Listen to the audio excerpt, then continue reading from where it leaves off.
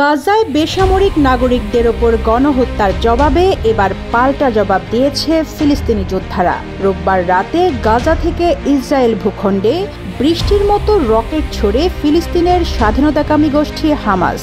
ইসরায়েলের আজদাদ শহর লক্ষ্য করে এই রকেটগুলো ছোড়া হয়, এতে কয়েকজন আহত হয়েছেন। হামাসের সামরিক শাখা কাশেম ব্রিগেড হামলার সত্যতা নিশ্চিত করেছে। তারা বলেছে, গাজা উপত্যকায় নিরীহ ফিলিস্তিনিদের ওপর ইসরায়েলের বর্বর হামলার জবাবে রকেট ছোড়া হয়েছে। ইসরায়েলের সেনাবাহিনী জানিয়েছে, গাজা থেকে ইসরায়েলের শহর লক্ষ্য করে ছোড়া 10টি রকেট শনাক্ত করেছে তারা, তবে বেশিরভাগই প্রতিহত করা হয়েছে।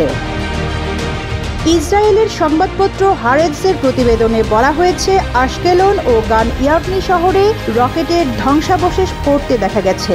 এতে বেশ কিছু যানবাহন ক্ষতিগ্রস্ত হয়েছে। আহত হয়েছেন অন্তত 3 জন।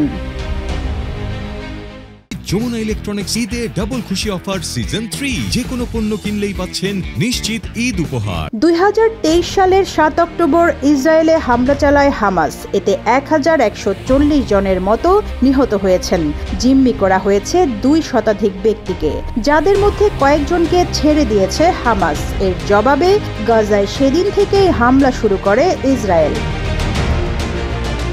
গাজার স্বাস্থ্য মন্ত্রণালয়ের তথ্য অনুযায়ী 17 মাসের বেশি সময় ধরে চলা ইসরায়েলের হামলায় অন্তত 50,523 জন ফিলিস্তিনি নিহত হয়েছেন। আহত হয়েছেন 1,14,638 জন।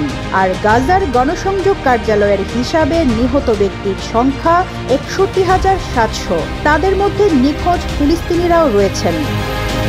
Rizwana Rinti, news desk, Ittefaq.